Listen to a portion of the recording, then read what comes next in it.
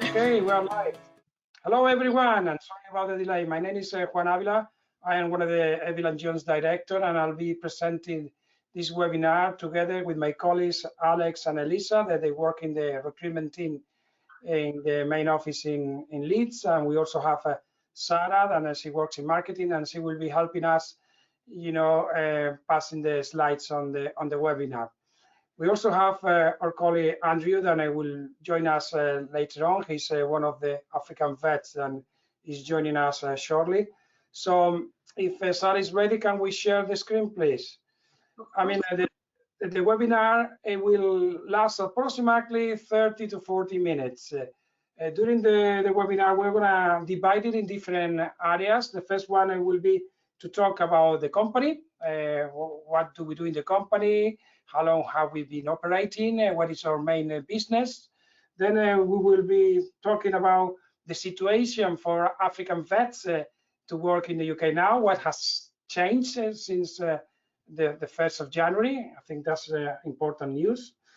Later on, we're going to talk more about the job itself. What is exactly are we offering? What do you do to be trained for this job, and what this job involves? I will go into a bit more detail. Just to warn you, I am also a veterinarian myself, and I've been working in public health for the last 27 years now.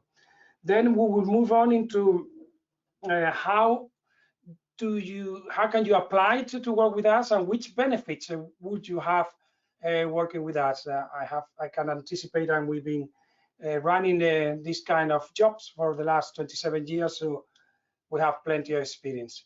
I think it's important that during the presentation, if you have any questions, you got different options. One of them is to write it down in a piece of paper, and then at the end of the webinar, you got here on the sidebar, you got the possibility of raising the hand or putting a question mark. So you can do that, and then what we will do, we will open the microphone for you to ask the question. Okay. Alternative, you can write a question on the question side or the chat side. I think both are okay. So, and we will be able to answer all your questions. We will be as long as necessary to deal with you guys to make sure that you understand what we offer and who we are. Okay. As I say, I will start the webinar, but I will be passing the voice to one of my colleagues when they are talking about different parts. Okay. So Sarah, whenever you're ready, we can move on.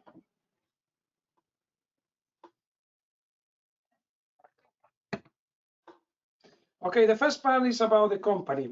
Eville and Jones is the largest private provider of veterinary service in the UK. Most of our veterinarians work in official controls in the meat industry. I think this is very important to explain, because it's very different from other European countries, and I believe from most of the African countries. When we say in the meat industry, what we are doing is official controls. Just move to the next one, please, Sarah. So basically, how does it work? There is a government agency called the Food Standard Agency, and this FSA subcontract companies to perform veterinarian inspection. So basically, any animal that is gonna be sent into a slaughterhouse, those slaughterhouses have to have a license given by the government, and also they need to have official control. What does it mean, official control? That means that the inspection team needs to be permanently there during the process of the animals, and the inspection team is the official veterinarian and meat hygiene inspector. Most of the countries, what they do is this OV, official veterinarian, and MHI, meat hygiene inspector, works directly for the government. Okay, here is different. They don't work directly for the Food Standard Agency. They work through a company, okay, a private company that have got a contract with the government. That's the reason that they say that there's the subcontract companies to perform the veterinary inspection. So those contracts come up for tender every 5 years, 3 to 5 years, and company like us, we bid to get this contract, and we cover the service for 3 to 5 years. At the moment, we have a contract until the end of 2023, and we provide the service in all the slaughterhouses in England, Wales, and some in Northern Ireland. Okay, so next one, please. So it is very important for you to understand this process. Even if the vets and meat inspector work for us, they represent the government. Okay, they are official. They represent the Food Standard Agency. So they are not vets private to support the slaughterhouse. They are official vets to do official controls. Very important to distinguish that. And carry on talking about Eville and Jones. Look at this. We have more than 700 qualified professionals from 25 different countries. That's quite interesting because 95% of us, we are from outside the UK. You can notice my accent. I am originally from Spain, and the same with most of our colleagues. They are from different countries in Europe: Portugal, Italy, Romania, Poland, Slovakia, etc. We also have a few of them from New Zealand, Australia, different variations of countries. Okay, we have approximately 450 veterinarians plus 250 meat hygiene inspectors. Okay, we will explain also later on the difference between a meat hygiene inspector and an official veterinarian, and in which capacity you guys can work here with us. Okay, so next one, Sarah, please. So African vets work only in the UK. This is in some way something new. Indirectly, you've been benefit from Brexit. In order to explain this briefly, before the Brexit situation, any vet that was graduated in a European Union country had the right to work in the UK, and therefore the Royal College of Veterinary Surgeons recognized their degree.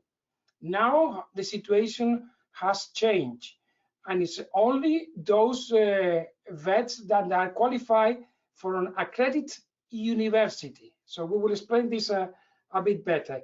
But indirectly, what happened? This has opened the door for any other country to get a visa to come to work in the UK. So basically, for you to understand, now a vet or any other person that comes from Spain, for instance, to come to work in the UK has got exactly the same rights as anyone coming from any African country, Ghana, Senegal, any country. Okay, so there is no benefit being part of the European Union because UK is not in the European Union. Okay, so that's something that you need to understand. Regarding the Royal College of Veterinary Surgeons, just move to the next one, Sarah, please. Okay, we got some good news here and some not that good news. Unfortunately, there are not African vet schools recognized by the Royal College of Veterinary Surgeons. Okay, so if you want to work as an official veterinarian or as a veterinarian in general in this country, you need to do the statutory membership exam. It's actually quite hard exam. Then you need to prepare yourself for a long time and pay quite a big amount of money. I mean, this is not the immediate way for you to come and work with us here. This is something that you can think of, or you can prepare yourself once you are working with us in a different way, but we will go through that. But for this, for registration, so as I said, you need to pass the exam, you need to get veterinary degree, you need obviously your passport, you need a letter of good standing from your chamber back in your country or your vet school back in your country, and you need an English certificate level 7. You might not need the English level if you study in English at your university or your own country, but Alex will explain that a bit later. So next one, please. So obviously we are telling you guys that you can come and work for us here, but you cannot register here. So you can work with us as an assistant of the official veterinarian, this meat hygiene inspector that we were talking at the beginning. So to work as a meat hygiene inspector, we need your veterinary diploma, if it's in English better, an academic record, or translated in English, your passport, and an English level 5, as we say. We will explain that later. And we need to do a statement of comparability.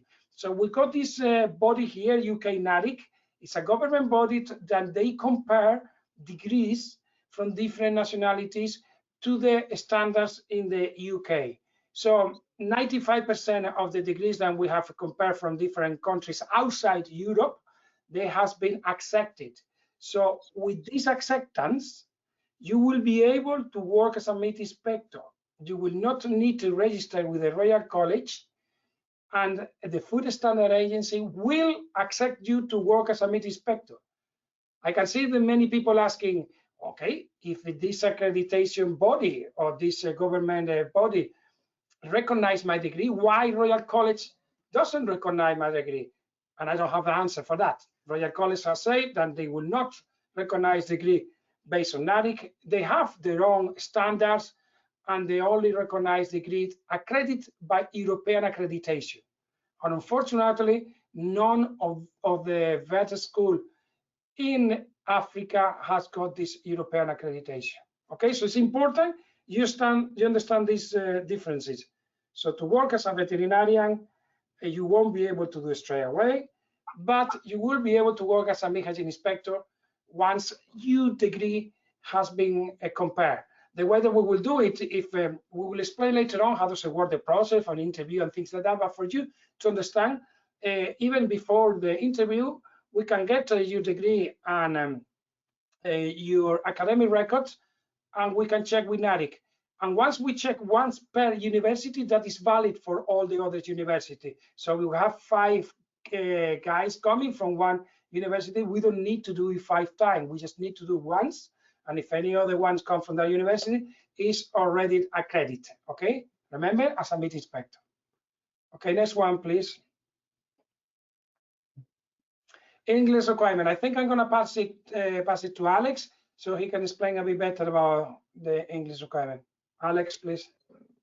So the English requirement for the skilled worker visa is a B1 on the European framework level, which equates to an IELTS 4 to 5, anywhere in the band of 4 to 5. One way to be exempt from the English language requirement is that you had a degree level academic qualification that was taught in English. In the same way that you'd apply through NARIC or ENIC for the comparability of the degree, you can also apply for a language proficiency service at the same time as applying for the comparability. That means that you don't have to do any sort of an English test whatsoever. That would just apply for the skilled worker visa, and you would send them the English proficiency document from NARIC. If for any reason your degree qualification wasn't taught in English, we can guide you through the process of what English tests are the correct ones for the skilled worker visa and what level you would be required to obtain. Okay, thank you, Alex. We can also add, I think that we can do that, this comparability of English for them as well. We will help them on the process with NARIC as well. But it's pretty sure that if you studied the entire degree in English, it will be accepted. It's pretty sure on that. Yeah, yeah. We've done it once or twice recently, just applying for it, guiding through the process, or doing the application for them directly. Yeah, that would be no problem. Next one, Sarah, please. So, Alex, you would also like to comment on the visa process, please? Yeah, so as I've mentioned previously, the visa that we will apply for is a skilled worker visa to get you over to the UK. Initially, we'll apply for it for 2 years, but there's a possibility to extend it going forwards for however long, really. As long as you continue to meet the eligibility requirements of the skilled worker visa, we can renew and extend it as much as we'd like to. We guide you through the whole process, right from the point of setting up an immigration account, providing you with a list of documents that you'll need. We assess your current and personal situation, again, to look at what's required and what specific route you'll need to go through, whether you need to attend any sort of appointments or whether you can do it all online. Plus, we also go through the specific conditions that might be attached to the visa and the employment, as it can vary slightly on a case-by-case basis, just dependent upon your own current situation.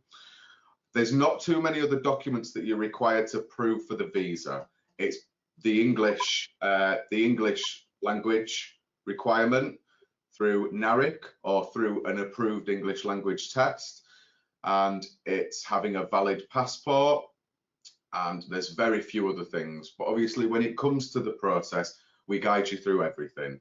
We make sure you're aware of what you need to do, what documents you need to provide, and just make sure that the process is smooth and effective.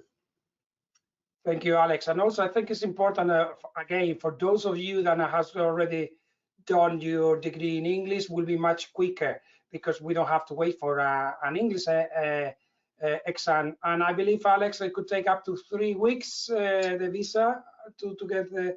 Yes, yeah. Mostly we receive a response back or an approval back within a week. They advise that the processing time can be up to 3 weeks, just to cover them in the eventuality that they're extremely busy or they've got lots of visas to process, which is usually a quick turnaround time. And like you've said, if they don't require an approved English language test, then the process is extremely quick. Good. I think at this point, Alex, we should add very briefly the COVID situation, and we haven't actually put it on the slide. But I mean, the COVID situation, as soon as your country is not on, how do they call it, the red list of countries that they are banned at the moment, and yep. You need to check that. Then if your country is banned, obviously you need to wait. Hopefully that might take another 2 or 3 months. But if you are not on that list, you can fly over, and we will give you a letter. Obviously, fly over once you have passed the interview, you got your visa and everything, so you can fly over, and with a letter that we will provide you, so the airline will allow you to travel. And once you come here, you need to pass a quarantine around 10 days, but we'll do everything for you guys, so you don't have to worry about anything. You just land probably in London, and we will tell you how to get transport to Leeds, and we will put you in a hotel to pass the quarantine. We pay you the hotel, and we pay for all the tests that you need to do it. But again, if you don't come from a red list country, because if you come from a red list country, you have to pay, you have to spend the quarantine in London and pay for the hotel. That's a different one. Okay. So normal countries with approved quarantine, we will facilitate everything. Okay. But again, as Alex said, it's if you got any doubt, just check with us individually. In terms of the impact of COVID and what it has on our recruitment process and what obstacles we might need to overcome, again, we're guiding anyone through the process, assessing it specific to where they're coming from and what obstacles they might be faced with. Again, just guiding you through the whole process and making sure we do it in a quick and effective way. So, you know, we're constantly looking at the situation and making sure we're aware so we can pass that on to you and know exactly what we need to do. So obviously during the application process, dependent upon where we are and what new things come into force, we just pass this on to you and work together in order to get you over here as soon as possible and stick to all guidelines. Yep. Definitely. Thank you. Next one, Sarah, please. So I think you want to also, Alex, to talk about driving license. That is very important. Everyone needs a driving license. Yes, so obviously, like you've mentioned, it's very hard to accommodate someone with the nature of the work if you haven't got a driving license. The plants can be far and few between or out in quite remote areas. So we'd ideally say no one could come without a driving license and that you must already have one. You're able to use the license that you've got for 12 months from the date that you arrive in the UK. However, you'll need to actively be working towards obtaining the UK driving license to enable you to continue driving after the 12-month point. Again, it's something we can look into all the specifics of, provide you with as much guidance as possible, look into what you'd need to overcome, how you book onto the physical driving tests, and, you know, maybe put you in touch with some instructors or look for local instructors dependent upon where you end up in the UK. It's just something to be mindful of, that you will need to go through the UK driving test to enable you to drive after the 12th month. Thank you. So we move on now into the next section. So now we're going to talk a bit more about the job, employment opportunities. Obviously, I concentrate here on the meat hygiene inspector because you guys will not be able to work as an official veterinarian straight away. I already mentioned, and for that you need to pass those examinations from the Royal College. So let's concentrate on meat hygiene inspector. We also call them official auxiliaries. So basically they are part of the inspection team. Just to get you an idea, a normal slaughterhouse will have, move on please, Sarah, will have 1 or 2 maximums official veterinarians, and the number of auxiliaries or meat inspectors depend on the speed of the line and the number of animals being processed. Okay, so to start with the meat hygiene, I think you got a very good pictures here to get an idea of your job doing a meat hygiene inspector. However, I will explain a bit later. Oh, something has happened. So we come back, but as I was saying that you might need to go through all the slides to get to that point again. But basically, I will guide you to from the training. I mean, regarding requirements to work as a meat inspector, we already discussed it. As I say, most of you, as soon as the NADIC comparability statement is produced on your degree, then, as I say, 90%, most of you will pass it. You will be automatically qualified to be registered or to be accredited as a meat hygiene inspector. Okay. However, you still need some training. So let's go through the training. The training, I mean, for you guys to understand this, a meat hygiene inspector is anyone that has got not previous qualification can do a course, theoretical and practical course, between 6 and 9 months to obtain the accreditation of meat hygiene inspector. But again, this is someone from the street with no qualification. Obviously, you guys you are a veterinarian, you are overqualified. That is the reason that the Food Standard Agency accepts you guys to work as a meat hygiene inspector without having to do all the theoretical and practical training required for a normal person to become a meat hygiene inspector. So the only thing we have is an online theoretical training that is approximately 40 hours, 1 week, provided by Eville and John. This is basically a refreshment course for you. As I say, you guys should have enough knowledge to do this job because you learned that at your degree. So this is a very good online training course that you do at your own time, whenever you want. And this tells you how does it work, the inspection system in the UK, how does it work, the inspection team in the UK, the responsibilities of the official veterinarian, responsibility of the meat hygiene inspector, get you into your post-mortem training, etc. So it's a theoretical course that will refresh your knowledge that you should have learned at your vet degree. Also, we highly recommend it if you got the opportunity to do practical training at your own country. This will be at your local slaughterhouse or any slaughterhouse that you got around, and you will have to base your training on the postmortem. We will explain that later on when we go through the duties of the meat hygiene inspector, so you can understand this a bit better. We will also give you some practical training in the UK, but we would expect people to come with some knowledge and some practical knowledge. I mean, the theoretical we will know for sure because you definitely need to complete the online course and you need to pass an assessment at the end of the online course. So you will not be able to come before you do your online training theoretical course. But we will also expect you guys to try to organize yourself some practical training. And look after the duties and you will understand what practical training you have to do, guys. So mainly the main job of a meat hygiene inspector is to do post-mortem inspection in carcass and viscera of bovines, ovines, and porcines. Those are the main 3 red meat species that we work on. Okay, that is basically 70–80% of the slaughterhouses in the UK, and you should be able to work with the 3 species. Okay, it is very important.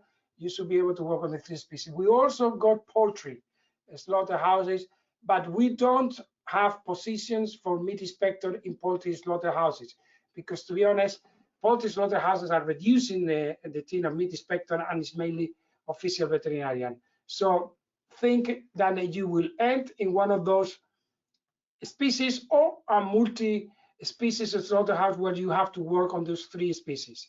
So basically, you will be on your line. It's a good picture there as well of a meat inspector doing the post-mortem inspection. You will be with your knife. In this occasion, he doesn't have the knife, but you are going to be required to identify pathologies, identify parasites, and very important nowadays, then the carcass and offals are free of contamination. Okay, those are the main 3 duties that you have to do. I would like to sometimes to describe the role of the meat hygiene inspector like an anatomopathologist, because as I just said, those are the 3 main functions that you need to identify. It's like a very quick necropsy, but you need to understand that sometimes you can work in a slaughterhouse with the line goes very quick, and you need to perform those duties very quickly. So when you are training and you are doing your practical training, it is very important that you are able to handle the knife, to sharpen the knife, to be able to do the cuts, to be able to identify the lymph nodes, to be able to recognize pathologies and parasites. But you will see that those things are not as complicated as being able to use your knife. So knife skills, extremely important. You also are going to help the official veterinarians in duties like animal welfare and hygiene control. This is mainly because you might see some bruises on the carcass, then that is due to a poor animal welfare when the animal was alive. So those things need to be reported to the official veterinarian, and as we just say, contamination, hygiene. So you need to see if the people operating in the plant, they are maintaining the hygiene conditions. We got more problems sometimes with Salmonella, E. coli, and Campylobacter in poultry than any other parasite. So extremely important hygiene. Okay, next one, please. So after talking about the duties, let's talk a bit more about the conditions. Okay, the conditions are based, we guarantee you 37 hours per week, and that works on a salary of 37 hours per week and a gross salary of 22,126 pounds per year. This is approximately a net salary of 1,500 pounds per year. Okay. However, the average hours you work per week is 40. So 40, you will have a gross salary of 23,920. If you are interested in doing overtime, we got some plans and are killing quite long hours, so you can work 45, 50 hours a week, and you can get up salaries up to 28, 29,000 pounds a year, depending how many hours. But we guarantee you 37 hours. Even if the plan only kills 20 hours, you will get paid 37 hours. You need to bear in mind that sometimes some slaughterhouses change the killing, change the days, and it's a bit of a nightmare to organize or people. But there are some big slaughterhouses where they work 50, 60 hours a week. And if you are interested in those ones, because you want to get extra salary, we can try to organize that for you. Okay. Next one, please.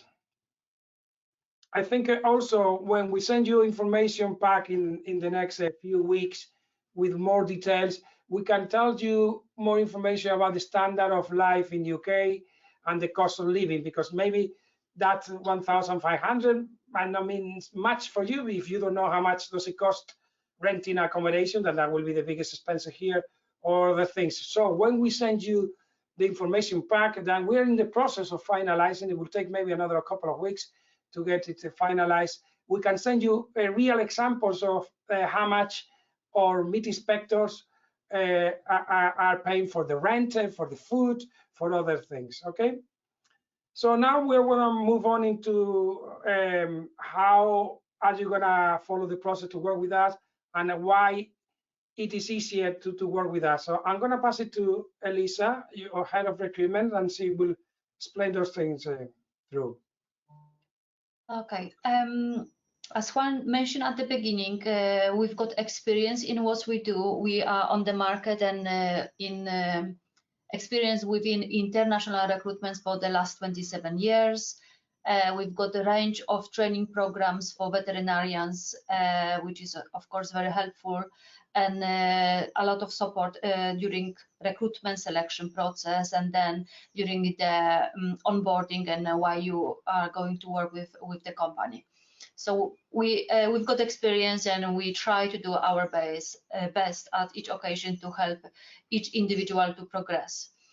There are a lot of advantages to work with us. So as Juan mentioned as well before, we've got a very friendly team of colleagues working in the office and outside in the office, a lot of different nationalities. We all support each other. We work as one big team. I think it's easier because everyone is in similar situation, joining UK from different countries, so we share the same experience, and this makes like accommodate socialization into the country and work easier. We've got a lot of support from the central office in terms of help and support at the beginning of stage especially, which is also helpful. There are plenty of different locations in England and Wales. We cover the job positions are available in England, Wales, and Northern Ireland. And if any of you would have any preferences because have a family or friends already in here, we would of course consider them and try to allocate you to workplace close to your preferences, but we cannot guarantee that will always be the case. We do not have placement in Scotland. Apart of that, we cover the whole country. Many vets who join us would say that this is a really great place to start their career in the country, and we have to agree with that. So how do we help at the beginning of your stay? We would take, during the recruitment selection process, we will explain everything. We'll provide with plan, time scale, accommodation details. We take care, of course, as Alec mentioned, about the visa processes and applying for visa, making sure that everything is legal and you can live and work in here. We help with opening bank account. The first, sometimes it's quite difficult to open the first bank account, so we do take care of that, and we help with the bank account. Because it is needed to drive in the UK, and we know that it might be difficult, and we would provide you with like a class or tutorial with a British driving instructor to take you for our first drive in the UK, so you have the opportunity to drive with someone next to you, just to make sure that you feel comfortable about driving in the UK on the other side of the road. We would also provide basic things like mobile phone, which is very good because you don't need to pay for any costs, phone calls related to the work, and the mobile also has access to internet, so you will have access to internet. You can contact your family back home or check the emails and keep the communication.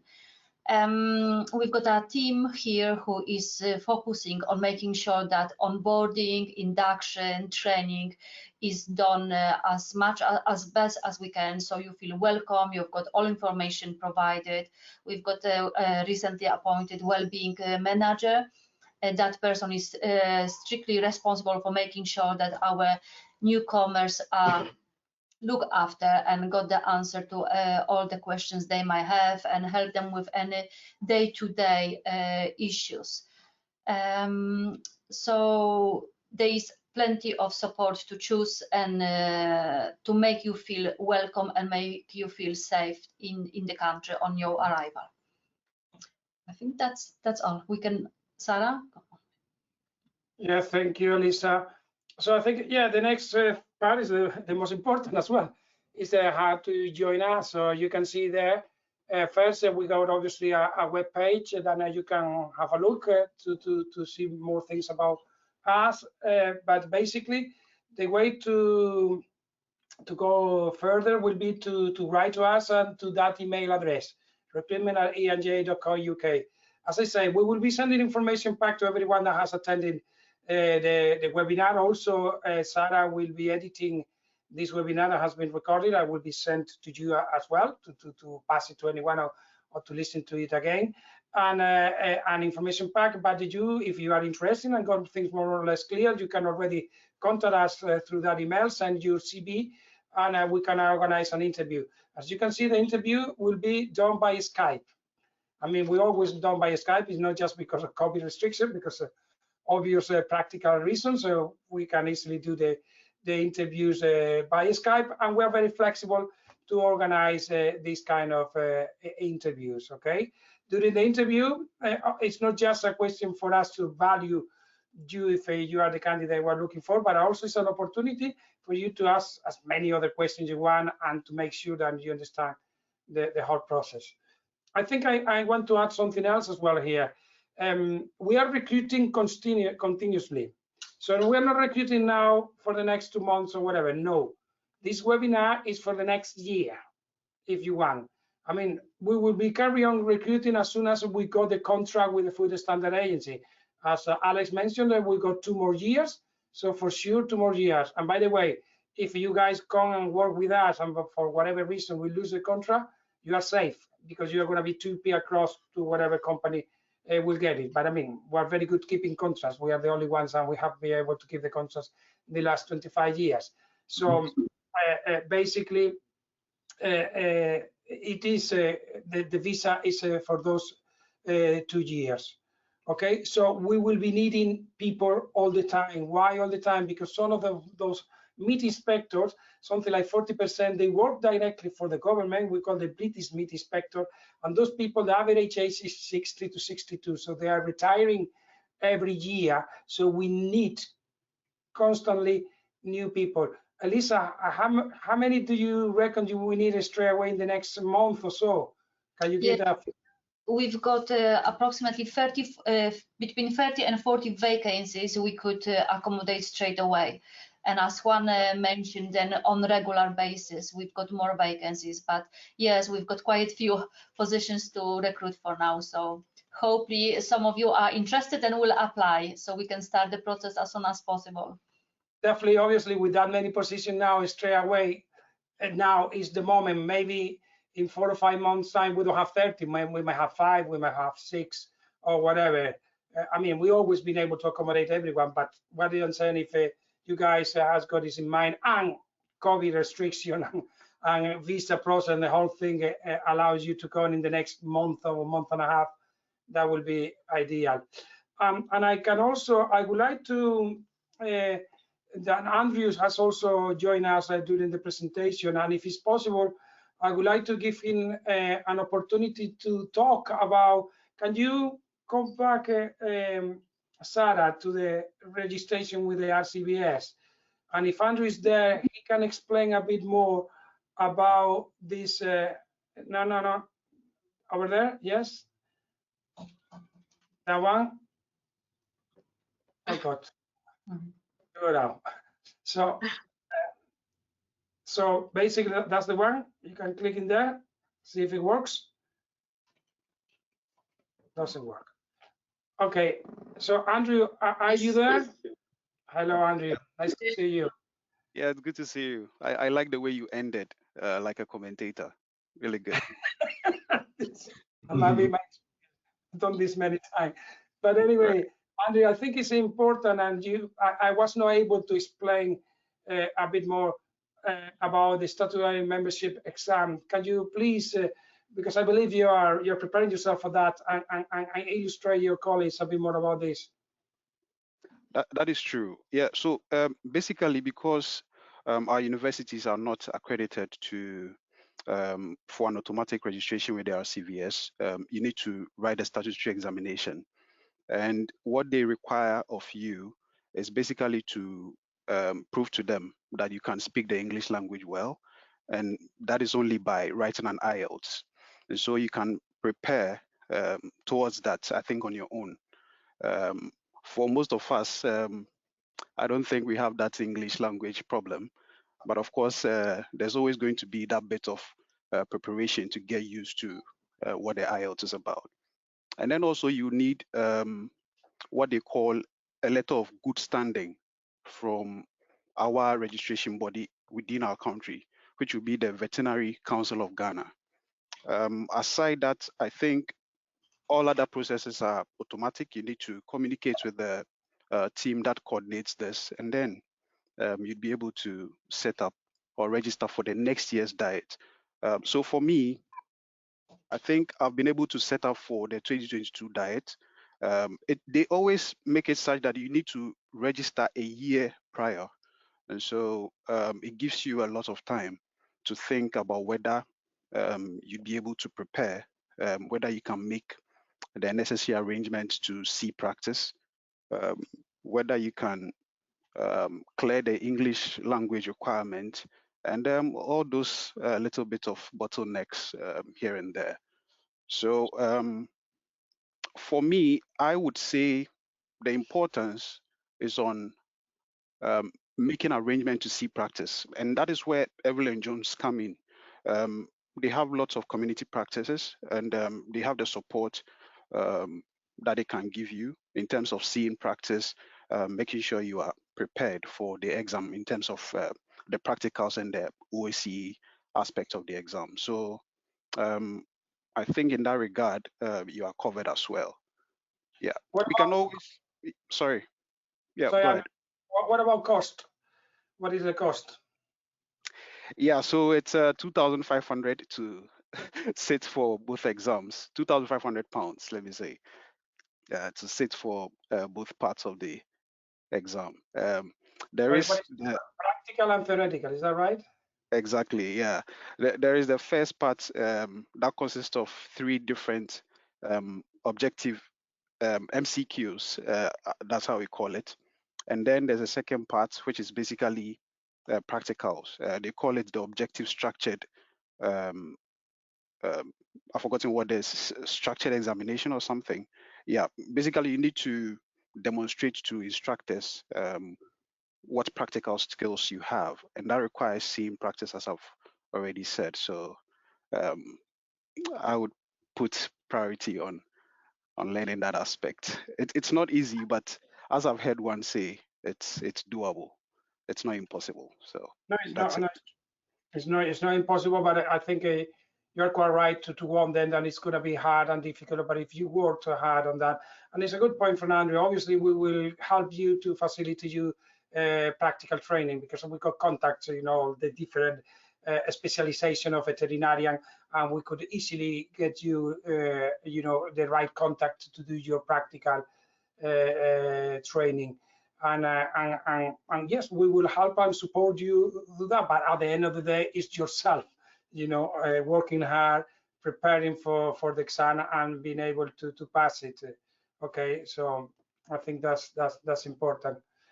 Okay, Andrew, thank you. That's helpful. So I think we should maybe move into questions now. So Sarah, how should we do that? So we just look the ones in the chat and go through them, or should we just look in who has put the hands up and give a microphone? What do you think we should do, Sarah? Did you answer most? I cannot see the questions here because I don't know why. While we were presenting, Alex managed to answer some questions on the. Well done, Alex. So some of the questions, but some people will still have some questions. Yeah, so please feel free to ask the questions by maybe we can. It will be nice to talk to you. So feel free to raise your hand and we will. Yeah. Okay, well, the way that we will do is yes, Sarah will open the microphone, will mention the name, and open the microphone.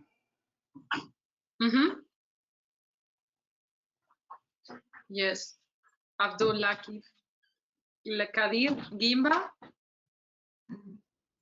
You should, when Sarah opens your microphone, you should be able to see it, so you should be able to talk. Babatunde Along. Sarah, is the microphone on now? And now it's muted. I'm opening the microphones. I think it says that not only do we have them muted, but that they're self-muted as well. So I think you need to unmute them and then they need to unmute themselves. Both unmute. Yes. Hello? Hello. Yeah. Yes. Good afternoon. Hello. Thank you for the time and the presentation. My question I want to ask, what about if the background is on animal health and production technology from African country? Does such a person qualify to apply for this opportunity? I mean, I don't think it's a problem, your background, as soon as your vet degree pass the comparability exercise that we have to do with NARIC. Okay, so we are not, the main thing I need to explain is that if you have experience, it's better, but it is not necessary. At the end of the day, you're going to do a job that is lower than a veterinarian job. You are working as assistant veterinarian. Okay, so I'm not too worried about your experience. As I said before, if you can get experience in postmortem and using the knife, brilliant. That will be very helpful. So your orientation and the degree or after the degree, because I know that some degrees you've got some subjects you choose and you orientate your final year into a specialization. I did that a long time ago back in Spain. I specialize in public health. So even if I have a lot of common subjects, I did more into food production, food microbiology, public health, etc. So even if you are orientated more into animal production or clinic or medicine, that's not a problem as soon as your degree is passed with the NARIC. Okay? Thank you very much. Thank you, sir. Thank you.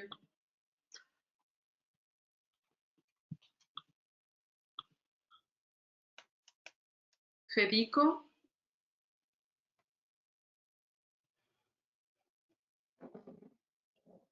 Hello? No. No? Federico Tolasa?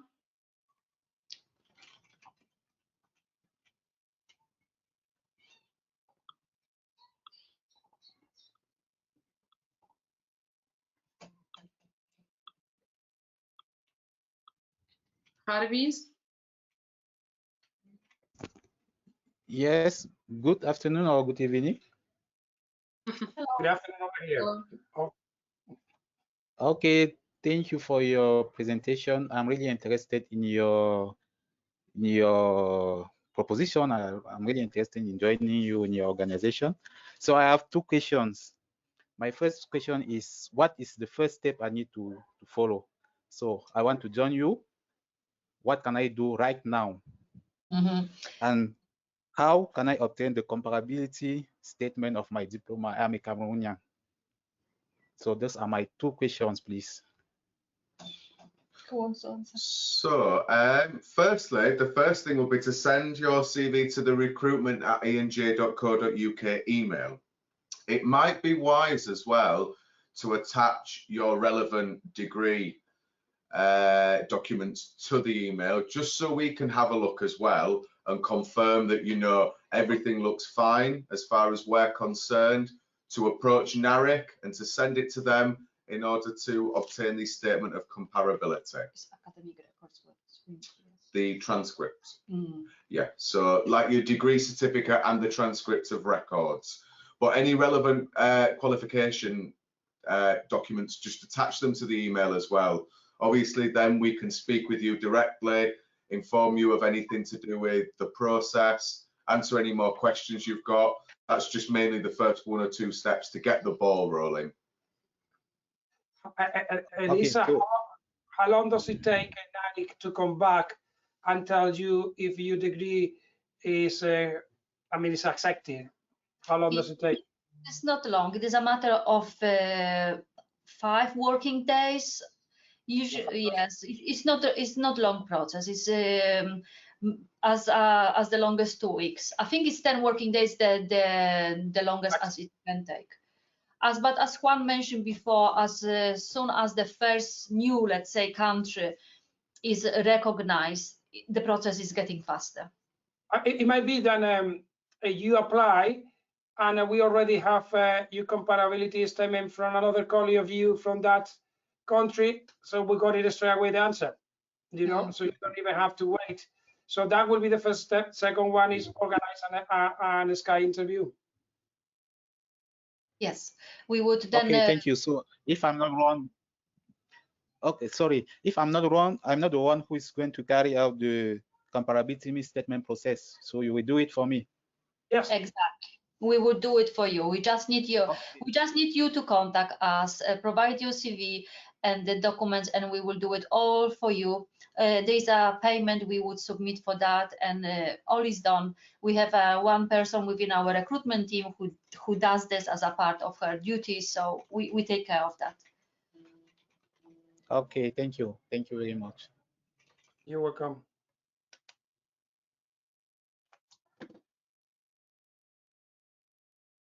The next one, Larry. Much for the presentation.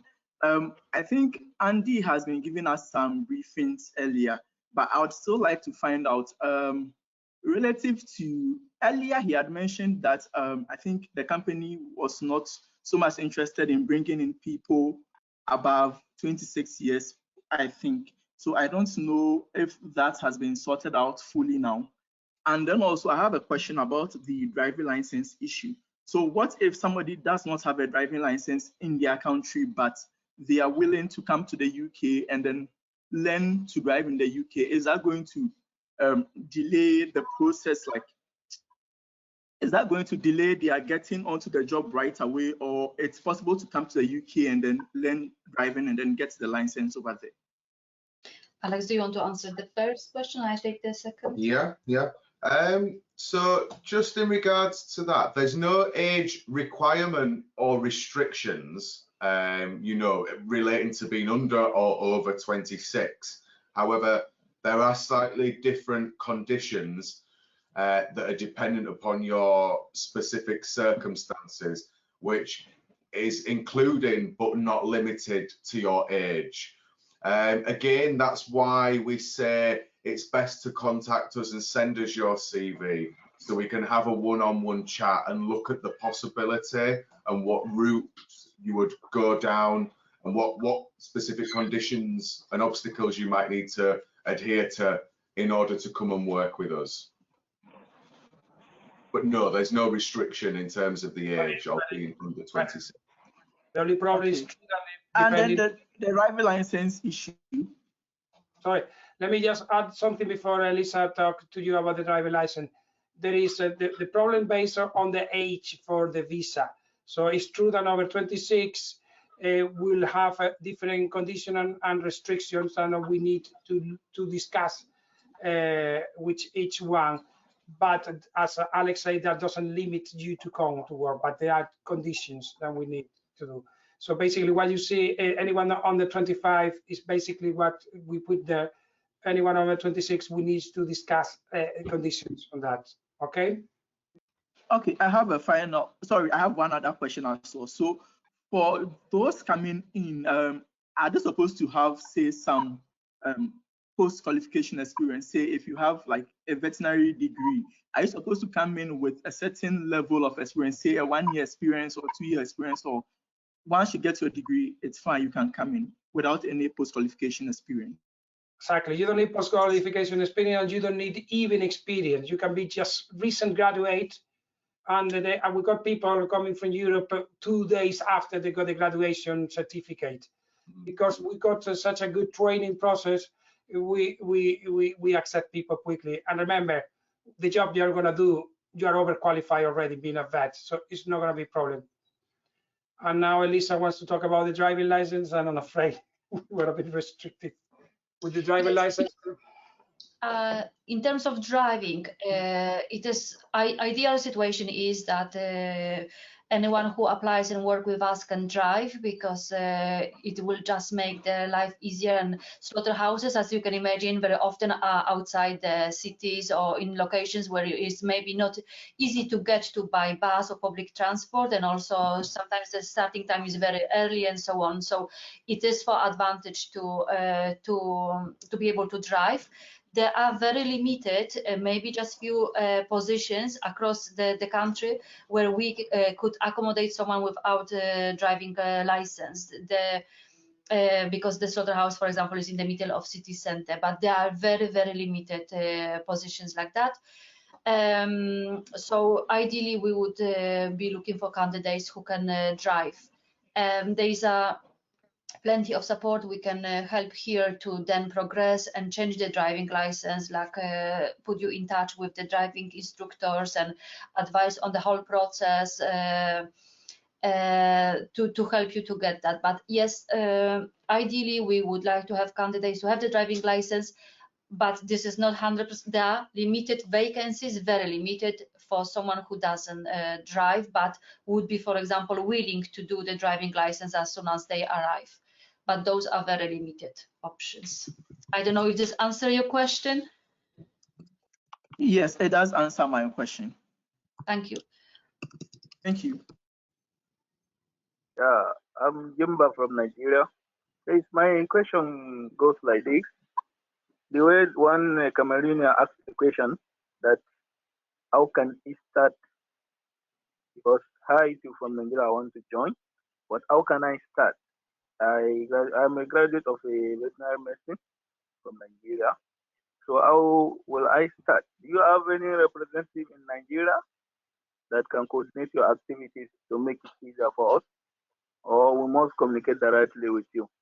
So yeah, not sure if I understood the answer. You say that you're from Nigeria and you want to know if we communicate with the Royal College on your behalf, or the NARIC compatibility.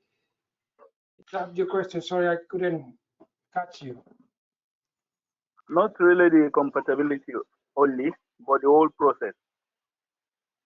The whole recruitment and selection process is done from the office in Leeds. So everything is done online or by phone. Checking the documents, we would ask for copies to be sent by email. So there is no, as such, another office or representative in Africa. Everything goes online through the from here, from Leeds, from the UK. We would contact you directly. There is no one between, if you know what I mean. So it's only you and us, our recruitment team, basically dealing with all process. Okay. Mm-hmm. Okay. So after this webinar now, what should I do next? Am I to send my CV and other documents to this your email? Yes, the thing to do now after the webinar, we can see still on the screen the recruitment@Eville and John's email address. Contact us, please, on that email address. The whole recruitment team has access to that email, and we work on that email every day. We deal with the applicants, so you can, whenever you send CV, you can expect either a phone call or email back. And then we will have a chat with you, go through your CV, go through your situation, and book a day for interview. So the best way is to just send a CV to that email, please, and then we take from there. All right. Thank you very much. Hi. Hello. Hello. Yes, my question is, do you access people that are already in the UK, like someone that also finished their studies? Because I've been in the UK, I also finished my studies and I'm UK. And the second one is, do you accept automatic driving license?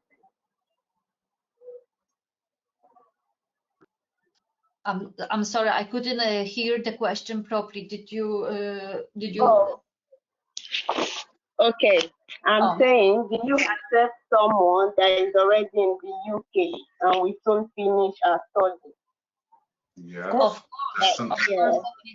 That just means that the process is likely to be a lot easier and faster in order to, you know, get you to training and to working. Yeah.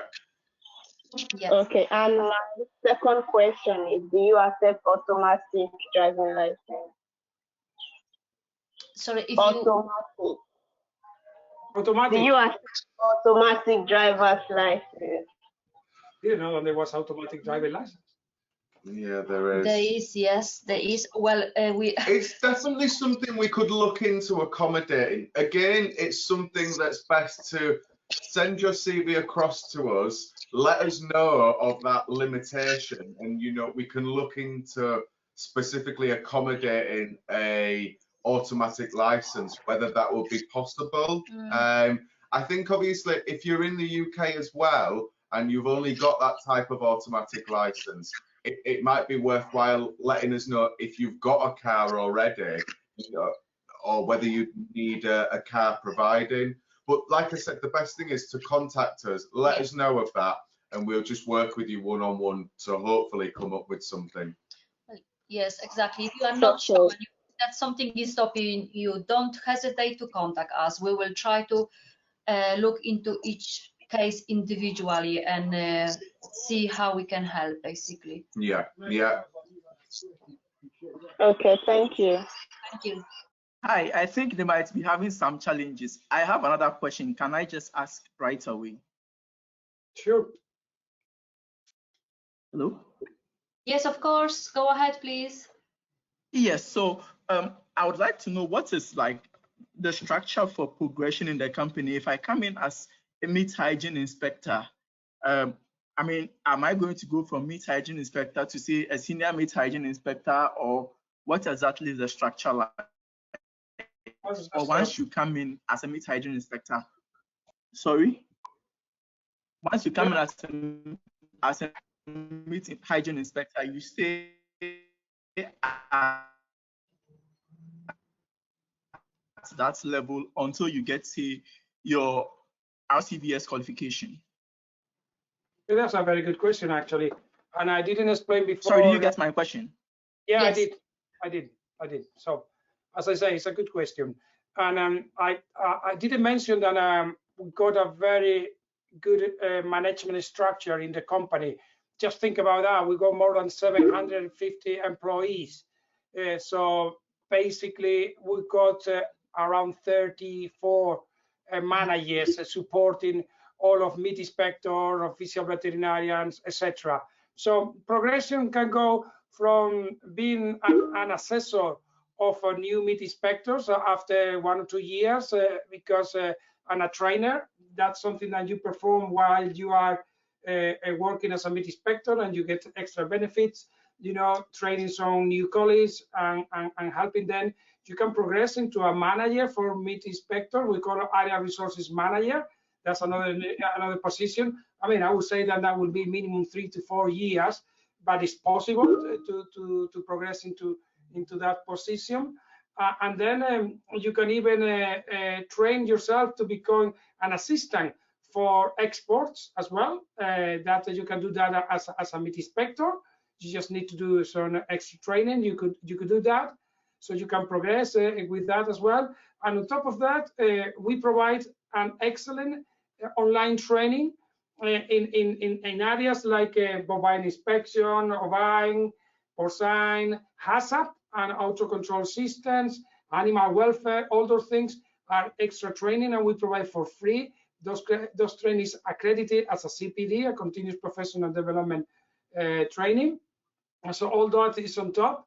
And as I say, you definitely can progress those things. And then obviously, if you get to pass the RCVS exam, official veterinarian, export or export official veterinarian as well, and you can try to get, after a few years and getting experience, into one of the area veterinary managers position.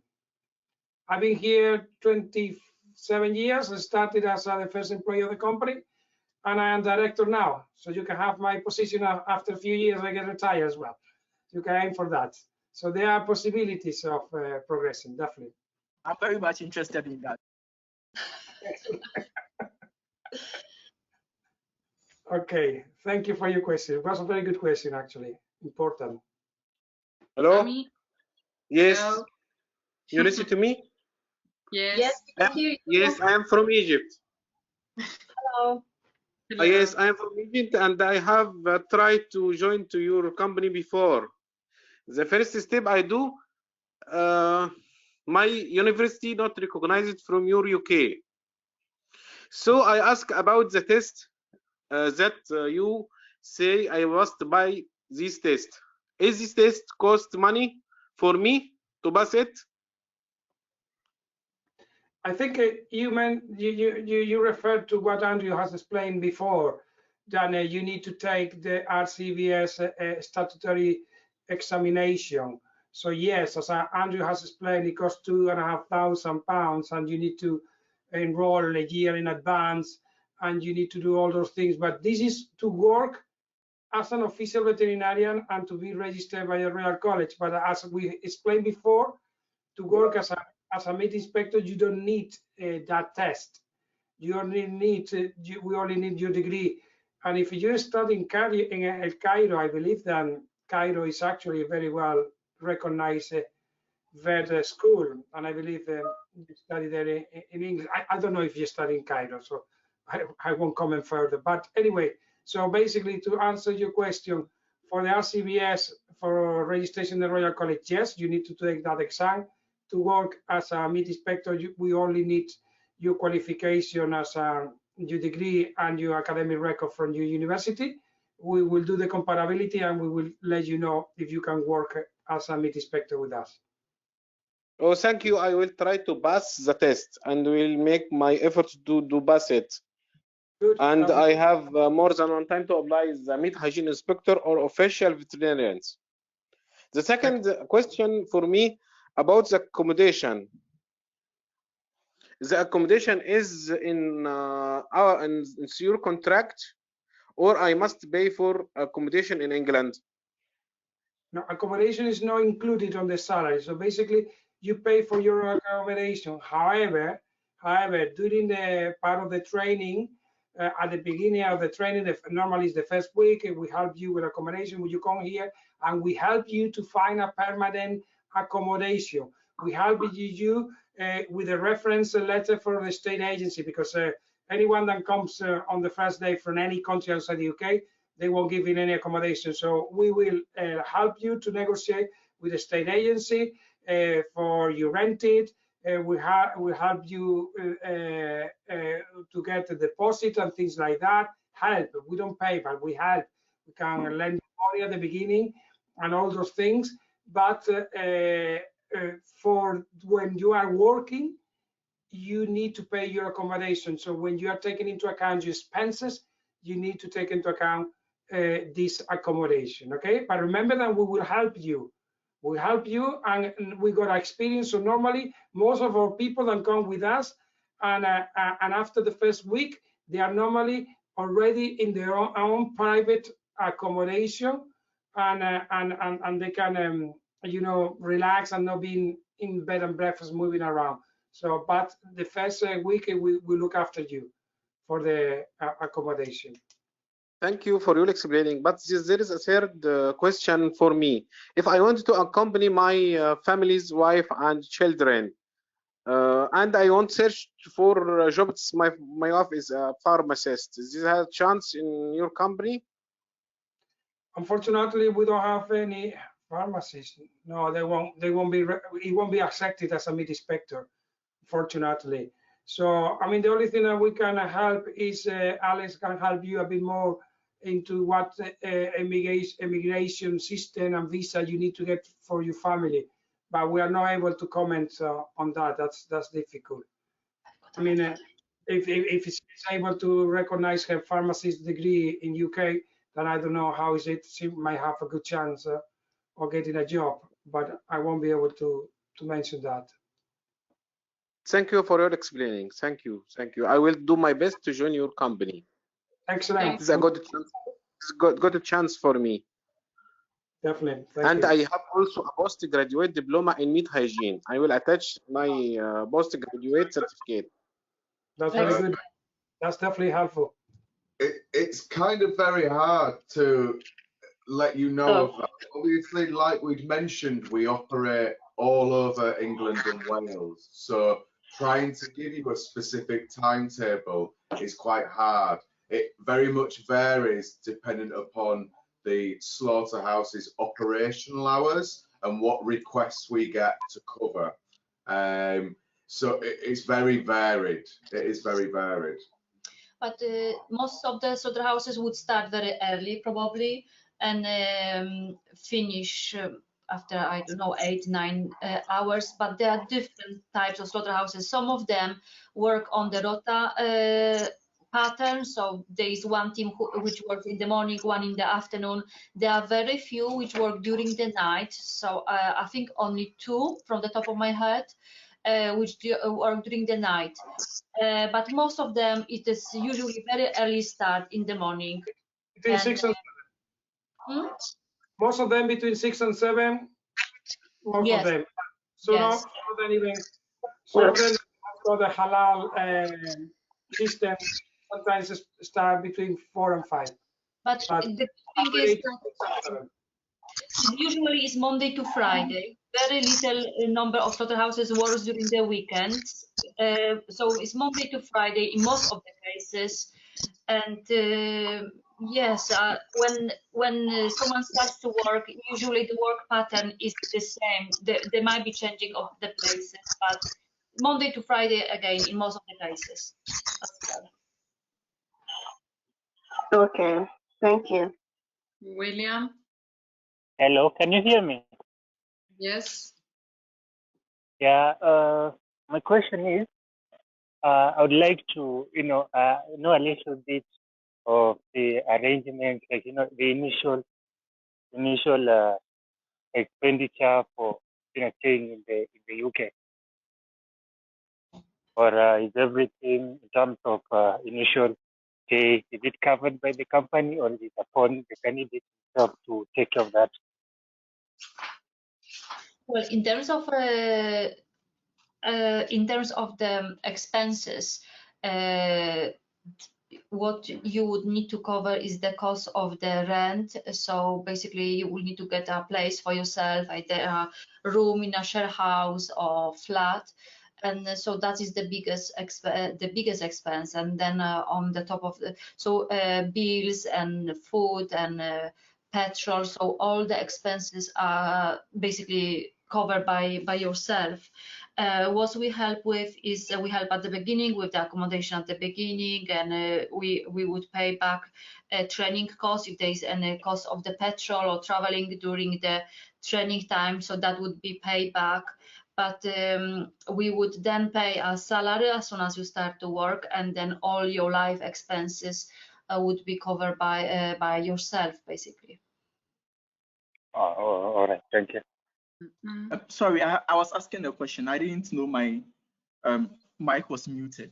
I would like to know if somebody has a passport which is about expiring, say has about 5 months, I think, to expire. Would you still advise that they apply with that passport, or they get a new passport before they apply? I'd strongly advise that you get a new passport before you apply. I think that for the visa, you need to have 6 months left as a minimum. And obviously, just given the situation, it means that shortly after coming to the UK, if you can, you'd already need to apply to renew your passport basically immediately, which would mean there might be a period of time that you couldn't leave the UK. So just to avoid any problems whatsoever and to make sure you're eligible to apply for the visa, it's best to start the process of renewing the passport. Christian? Yeah, hello. Can you hear me? Hello? Yeah, we can hear you.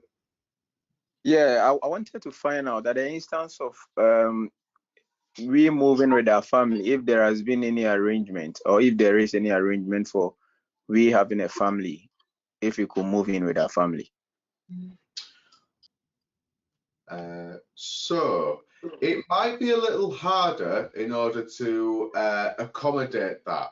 Sometimes we've found that someone might come to work with us and apply for the visa, join us here in the UK, and wait for a short period of time until they've set up everything in the UK before moving their family across.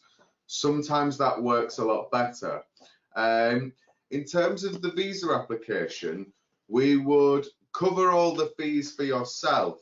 However, for any dependents that you wish to bring over to live in the UK whilst you are here, that would be up to you to cover the application costs for the dependents. Again, it's something that you might want to explore speaking with us one-on-one and see what the implications and the costs might be.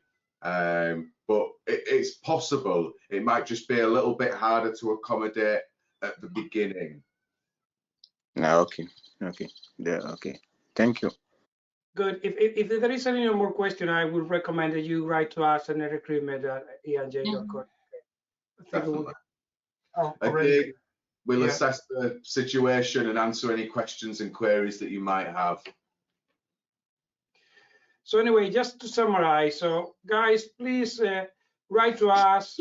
We will answer all the questions. If you got most of the things clear and you really are ready to come, send your CV on your email, your academic record. We check the NARIC situation, and we can organize an interview after having the NARIC result, I would say within a week, easily. So basically, we'll be able to organize an interview within a week. Answer the result of the interview will not take more than 2 days, so we can even start the process straight away after that. I mean, being realistic, maybe in month and a half, guys, you can be here with taking into account COVID restriction. I think that's something. But remember, guys, that you can join us anytime, in month and a half, in 2 months, in 3 months, whatever. We will be receiving candidates all the year through, and we're welcoming most of them. Okay. So anything else to add, Alex, Elisa? No, thank you. Just to say thank you for attending and for your interest, and feel free to contact us, and thank you for your time today. Yeah. And we look forward to hearing from everyone. Okay. Bye now. Thank you, Juan. Thank you. Bye-bye. Bye-bye. Bye.